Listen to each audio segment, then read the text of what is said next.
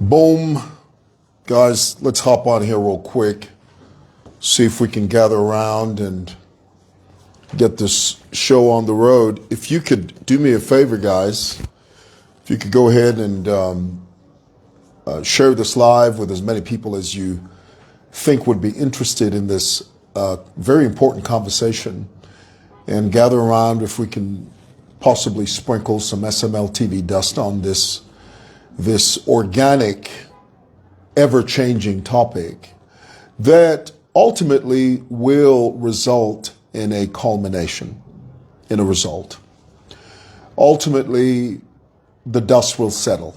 Ultimately, the dew will dry.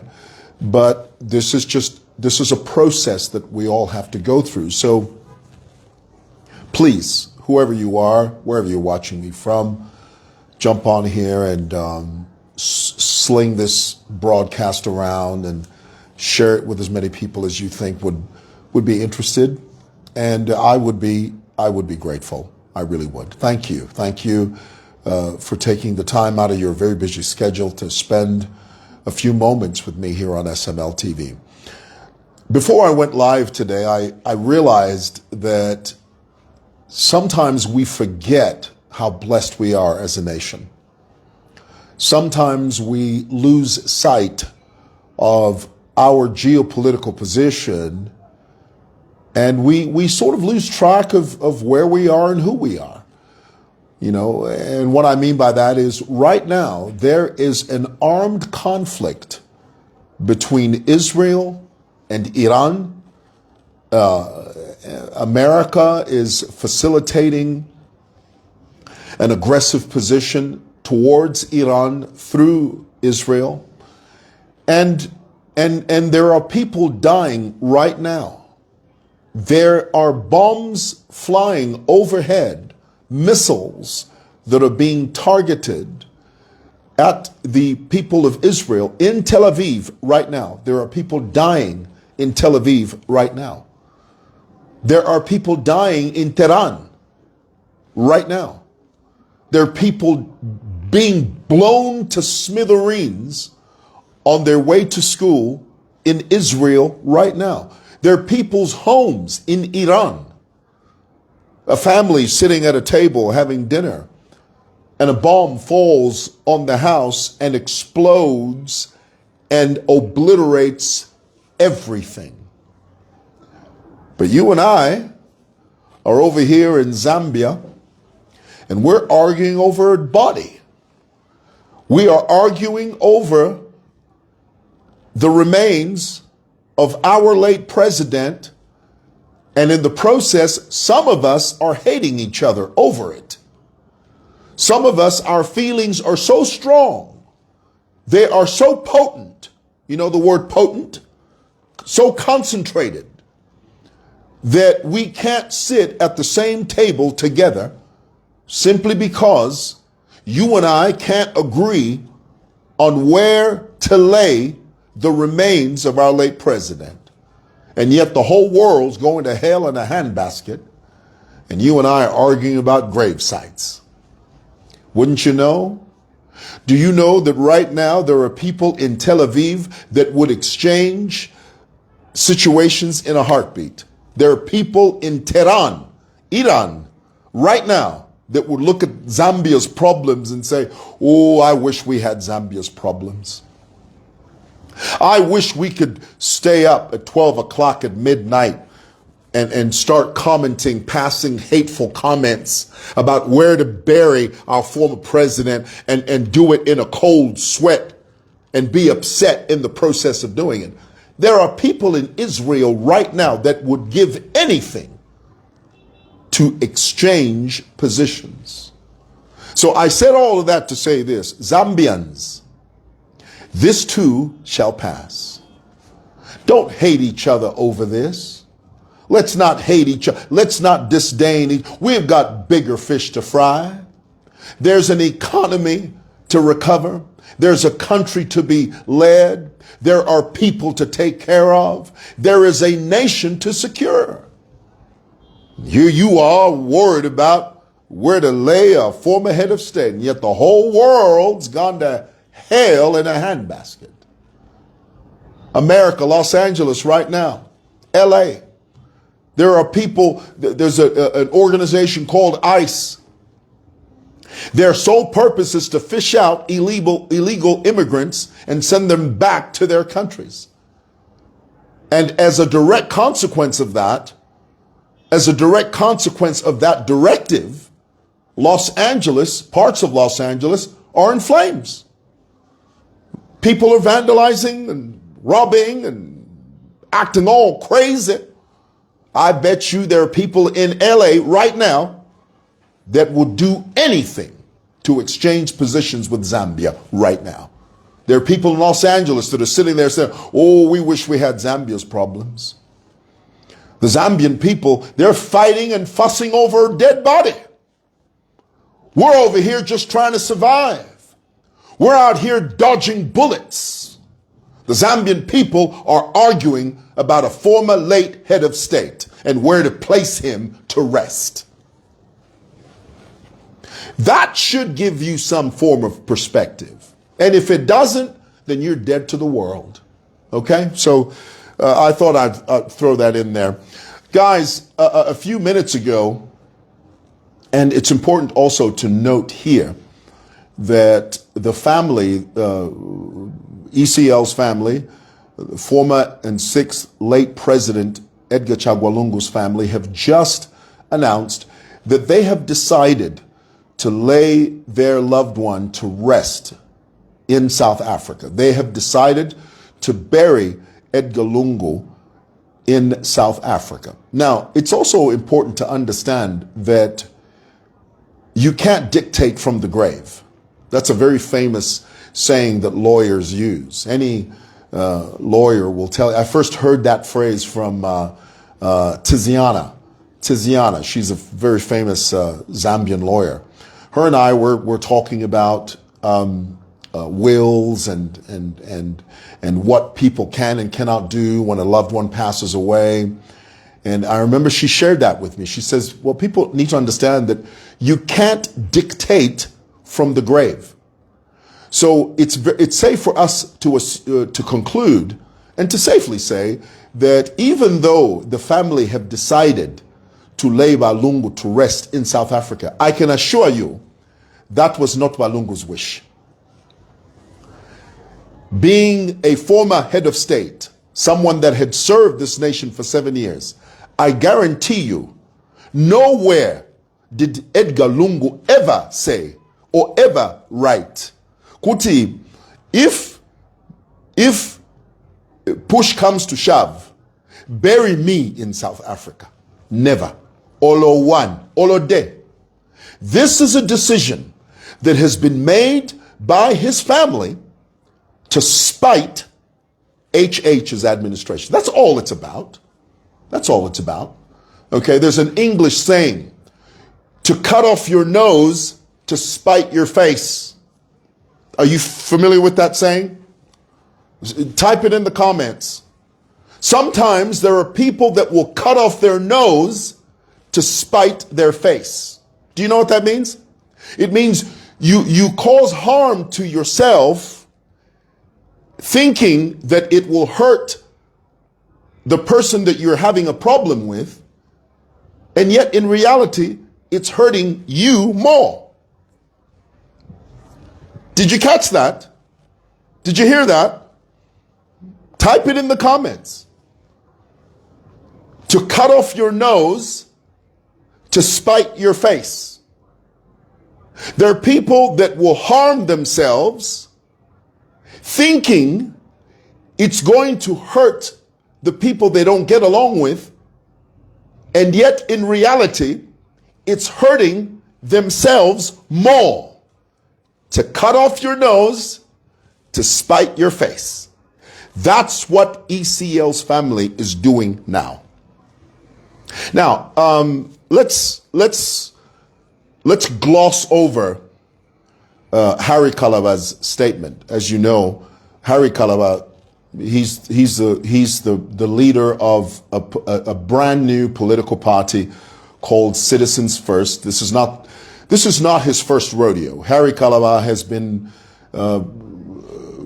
leader. He's been a leader of other political parties that eventually hounded him out. You guys know about this. This is all, in the public domain. Everybody knows about this. He was a president of, I even forget the name of the party. Please tell me in the comments, what was the name of that political party Harry Kalaba led, that he was eventually kicked out of because for some reason they couldn't get along. So Harry decided, you know what, forget this, I'm out. So he started a new political party, literally starting from scratch, and it's called Citizens First. Not a single ward chairman, not a single MP, not a single anything, and yet he's vying for the highest office in the land with no representation in Parliament. I mean, go figure. I don't know how that works. Talk about putting the cart before the horse. But, this is Zambia. This is how Zambian politicians do it. Zambian politicians can just wake up one day and say, no, me, I want to be president. President of what? Over the country. Oh, yeah? What are your credentials? Oh, well, I'm just here. I'm a citizen. Oh, yeah? Do you have an army of representations behind you or representatives behind you? Do you have a ward chairman? Do you have a councillor? Do you have an MP? Oh, no, I have none of that. Me, I just want to be president. We'll cross that bridge when we get to it. Welcome to Zambian politics. That's how we do it here. We do it in reverse.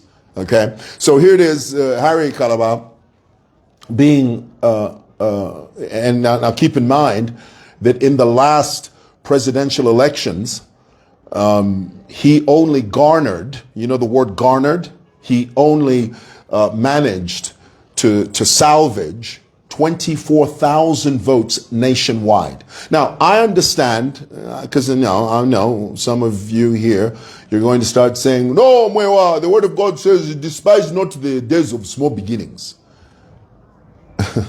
I've heard of small beginnings, but that is dentine beginnings.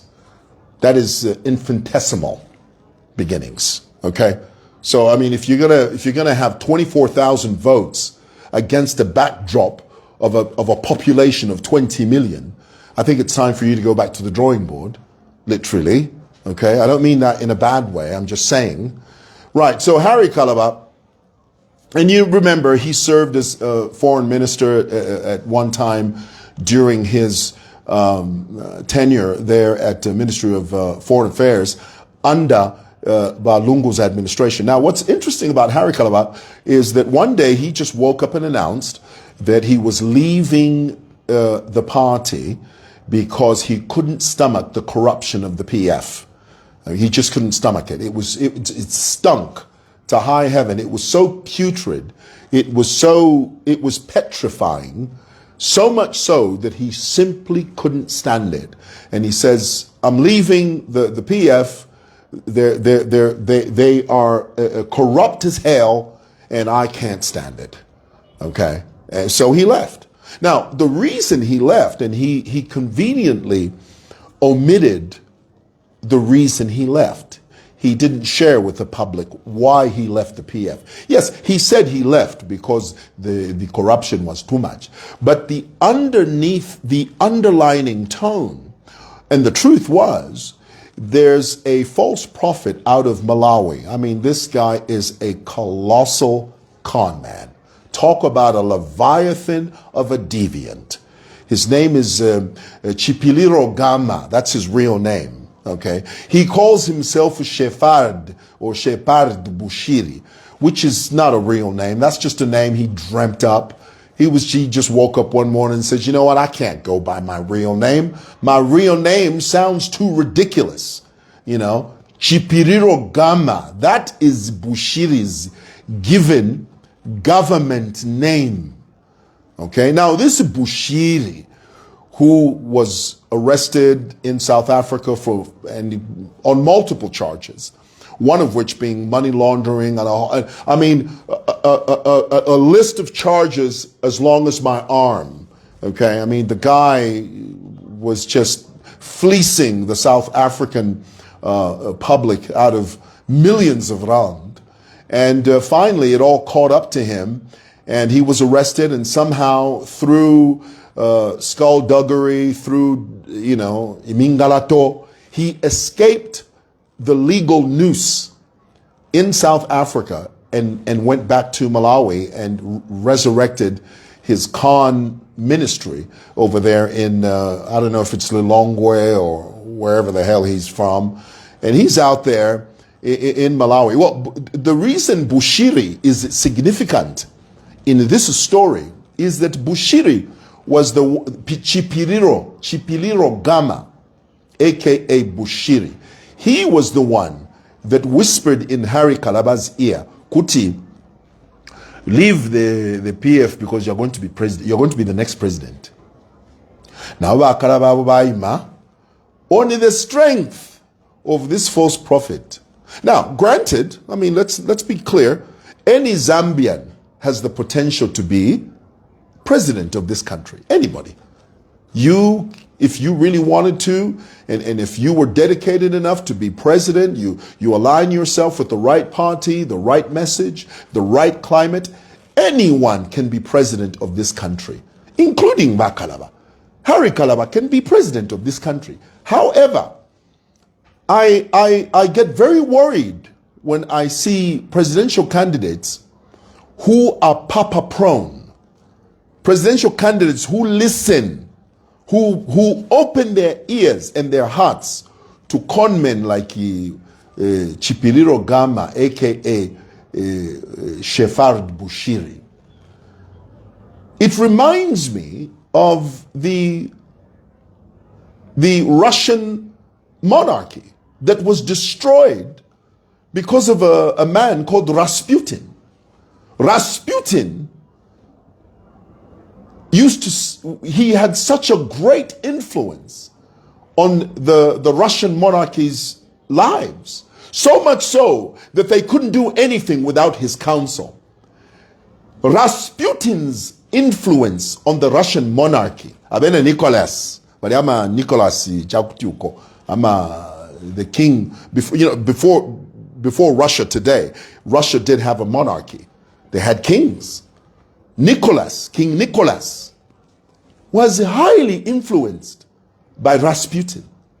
Because of Rasputin's involvement and influence, he destroyed the Russian monarchy, completely destroyed it.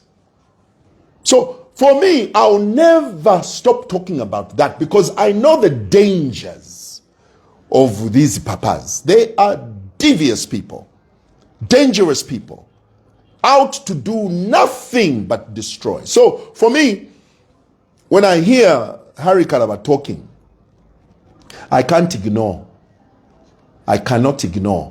Bushiri's presence in Harry Kalaba's life. That one, I'll always say it. Now, Harry Kalaba went on air a few minutes ago, and he said a lot of things. 99%, in my view, of what Harry Kalaba said was inaccurate, misleading, and false. It was. Let's begin with when he said HH calling off the period of national mourning was a mere stunt to flex his powers. The Zambian people know the tremendous efforts that HH and his administration have been engaged in to try and come to a meeting of minds in as far as the repatriation of EcL's body is concerned. They went far beyond their mandate. They extended several olive branches for the sake of the country.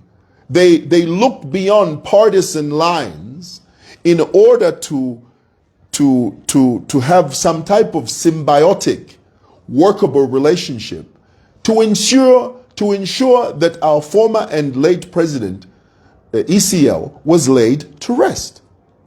This is on record. First of all, many of you remember the PF peddled this lie, Kuti, no, when EcL was trying to go for medical attention, he was blocked.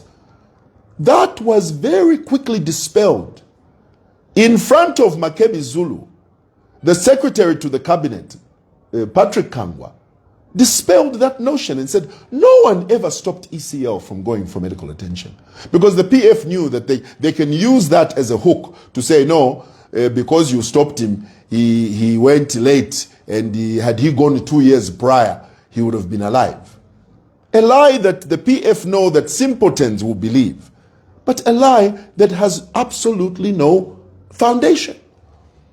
In the presence of Makebi Zulu, Patrick Kangwa, secretary to the cabinet, dispelled that notion. Makebi Zulu is a lawyer. Had that been inaccurate, he would have objected. He would have said, no. Wakangwa, mwila bepa bufi. Ba lungu mwali balesha. But he was mute. Makebi was silent because he knew that Patrick Kangwa was telling the truth. So that lie fell away. Okay? On top of that, when they finally agreed on the modality and how this issue was going to be brought forward, Makebi Zulu came back on air and said, no, if we have decided we're not coming. Nanshapo Indeke ready. South African Army ready for the send-off. There were so many things that were put in place that Makebi Zulu came out of nowhere and just announced, no, we've cancelled everything. Instead of the body coming on Wednesday, it won't come. It won't come today. It will come some other day. Possibly.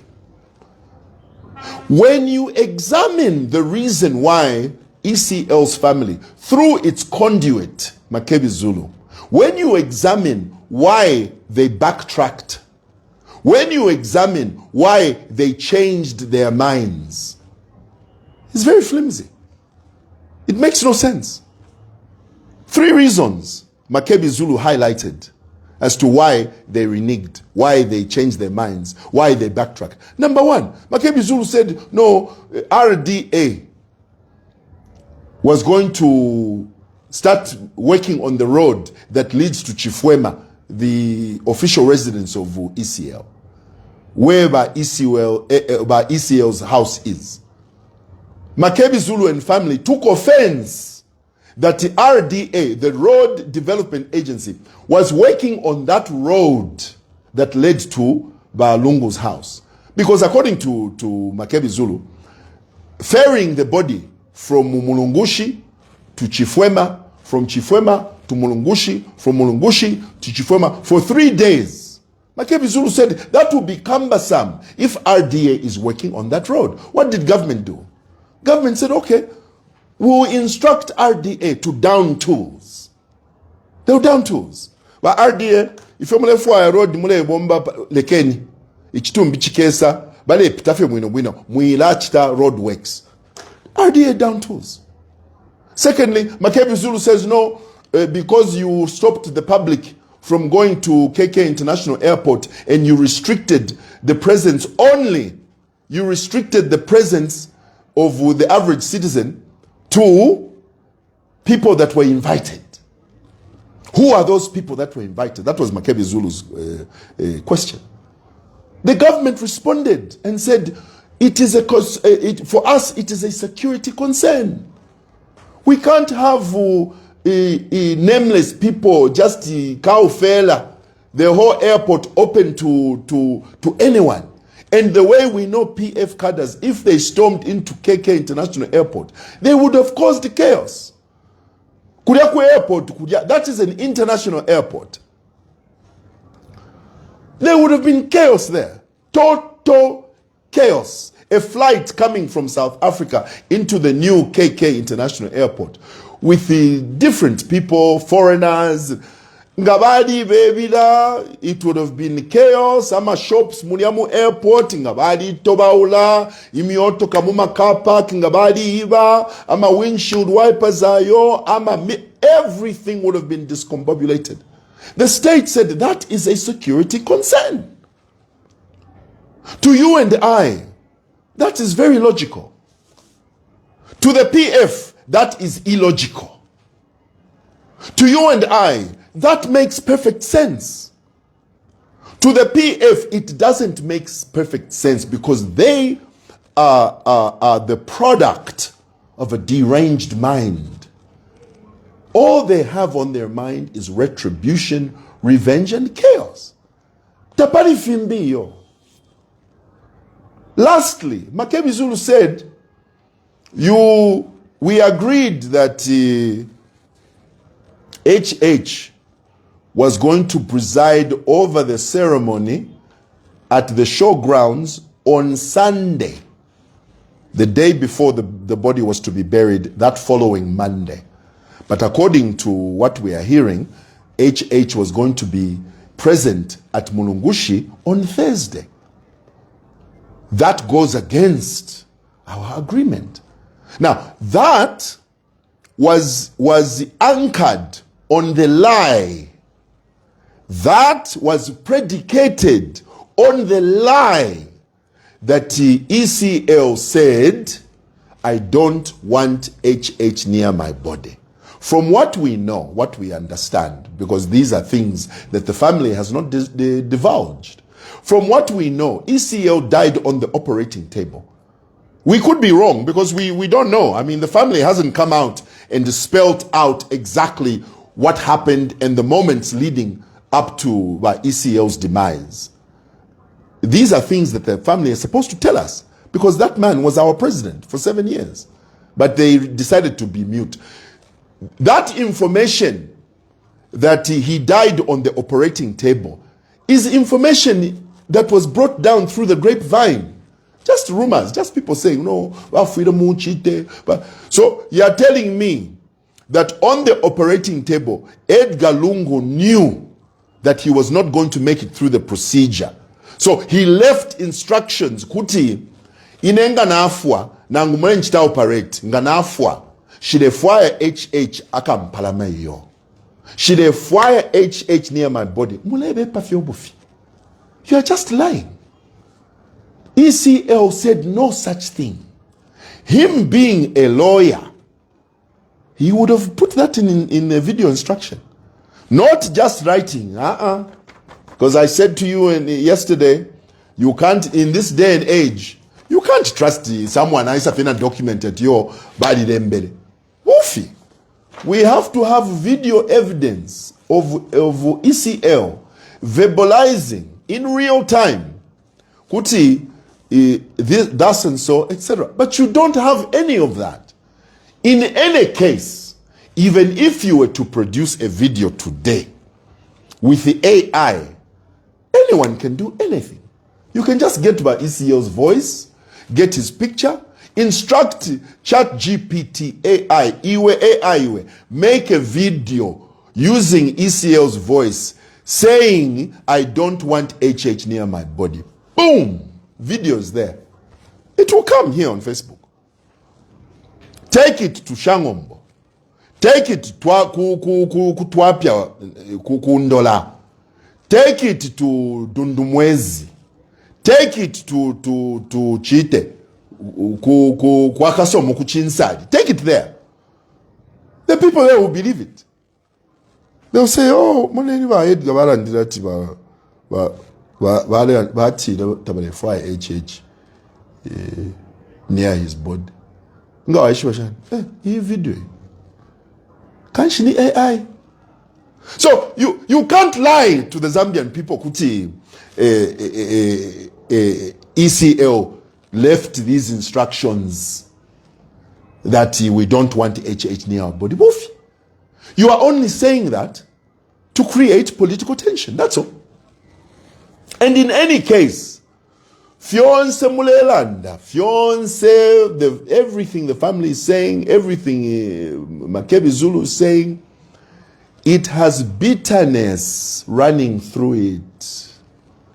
Because everyone can see HH did everything within his power, bending over backwards to facilitate, to help facilitate. You don't even know that around the 6th, 7th, the 6th of June, 7th of June, HH, being the commander-in-chief of the armed forces of this republic, he sent a ZAF plane to Johannesburg. That plane was sitting there until yesterday when HH announced that the national mourning period has been uplifted, because obviously we can see that the family is not interested to resolve this issue. And the country has to move on emotionally. That ZAF plane was sitting there, sitting in Johannesburg. To do what? To help the family repatriate the body seamlessly. When you involve the government, repatriating a body on your own is not only a tedious, laborious affair, not to mention expensive. HH recognized that. Let's help them. Let's assist them. They rejected it and said, no, if we were going to go with well-wishers. Valden Findlay was the one who was instrumental in getting that best fly plane, which is owned by an Angolan, who is very good friends with Valden Findlay. He's the one who arranged for that plane to carry EcL's body, to bring it here. You rejected ZAF, but you decided to go the way of complexity. Because it's very complicated to repatriate a body. It's not easy. It's not a walk in the park. It's expensive. It's tedious. It's laborious. So all those things were rejected. And then Harry Kalaba says, the humiliation that the administration faced on Wednesday, it wasn't just HH that was humiliated. It was the country. It wasn't just the country that was humiliated. It was Cyril Ramaphosa. It wasn't only Cyril Ramaphosa of South Africa that was humiliated. It was the South African military that was humiliated.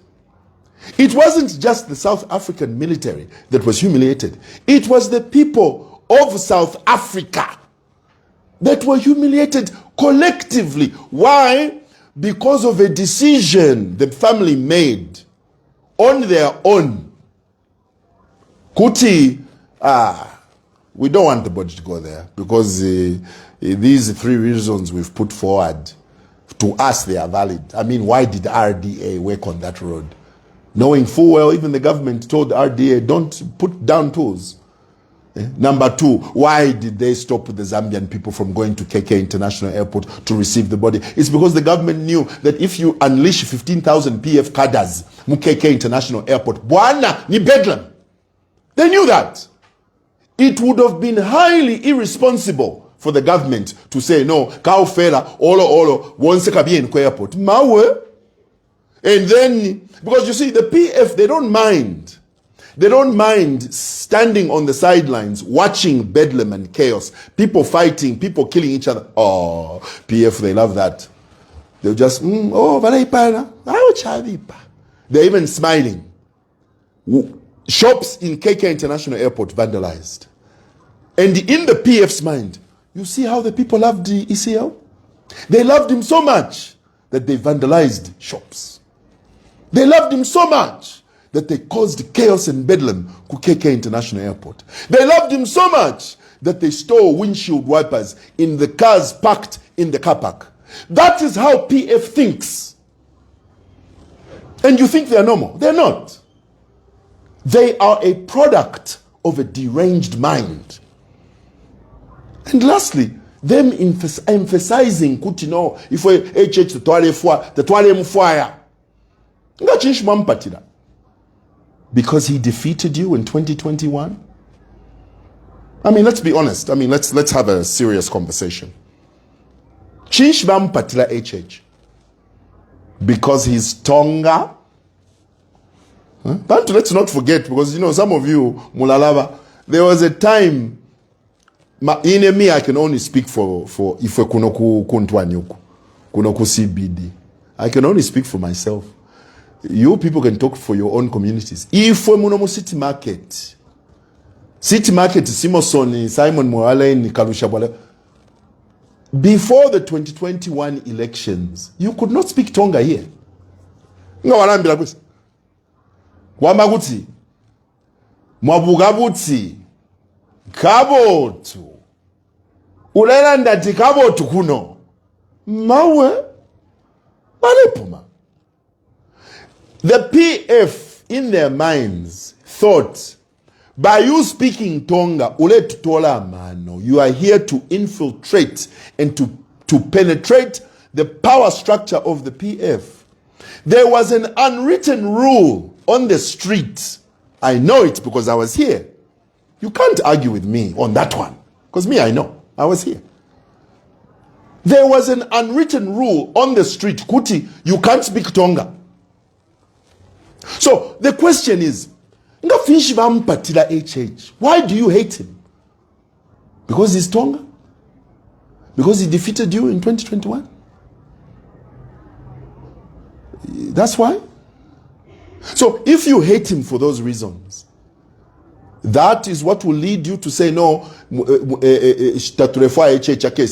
we don't want HH to come near EcL's body. Because he's Tonga. Because he defeated you in 2021. So you don't like him.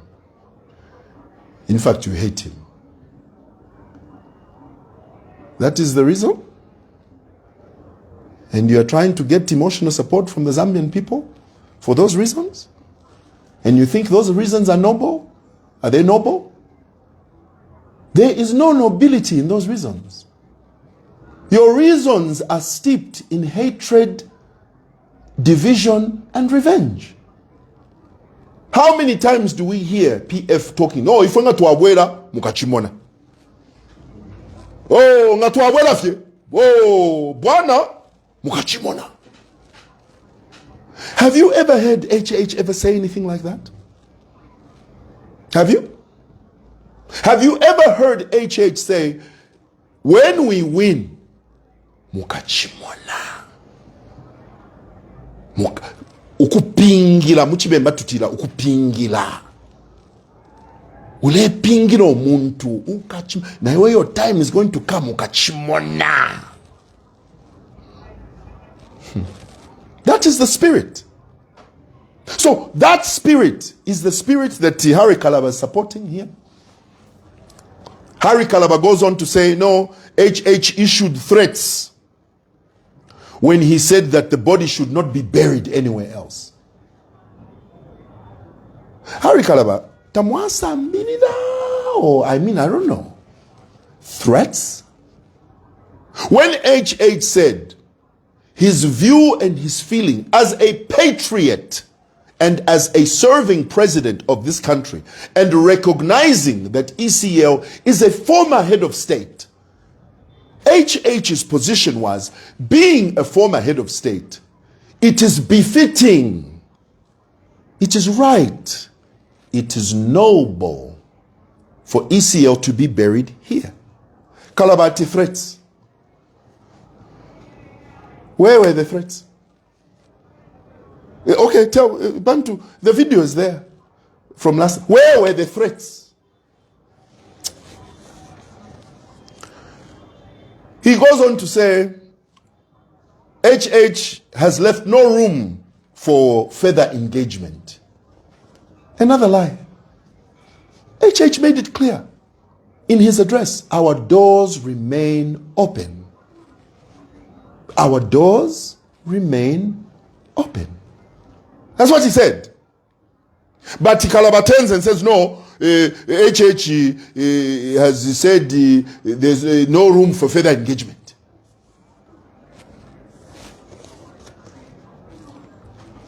Lastly, Kalaba says, the president's address has the potential to escalate the family's resolve to explore alternative available arrangements in as far as the burying of Balungu's body is concerned. Escalate? When it's clear the head of state extended an olive branch to the family through its conduit, Makebi Maniman Zulu. It's there for everybody to see. In plain sight. And you are here saying, no, the president's address has the potential to escalate? Vernon Mwanga is on record. Vernon Mwanga is on record. As having said, HH did everything within his power to be magnanimous. to be open to dialogue so that we can have common ground and come to a meeting of minds, work symbiotically for the good and for the sake of the country. You know, you opposition politicians, okay, we understand opposition politics. Okay, we know that the role of the opposition is to oppose. Even if the ruling party is leading a little girl across the street, and the ruling party says to the little child, you must look left, look right, and look left again. Then you cross. The opposition will say to that child, don't listen to that man. He just wants to kill you. Just cross the road.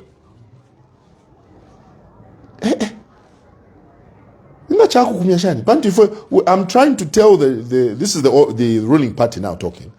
I'm just teaching the young girl that for her to cross the road properly, she needs to look left, look right, or rather look left, look right, look left again.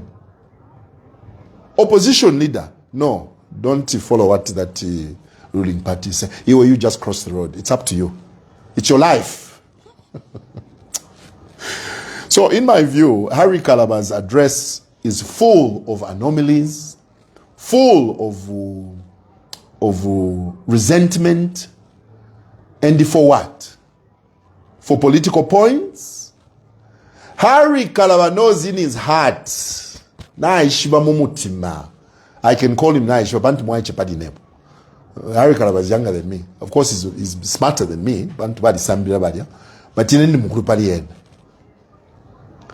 Harry Kalaba knows in his heart, Kuti HH has done everything within his power to bend over backwards, to come to a meeting of minds, to have some type of symbiotic, workable relationship for the good of the country. He knows that. But instead he's playing politics. Anyway, now I'm going for lunch.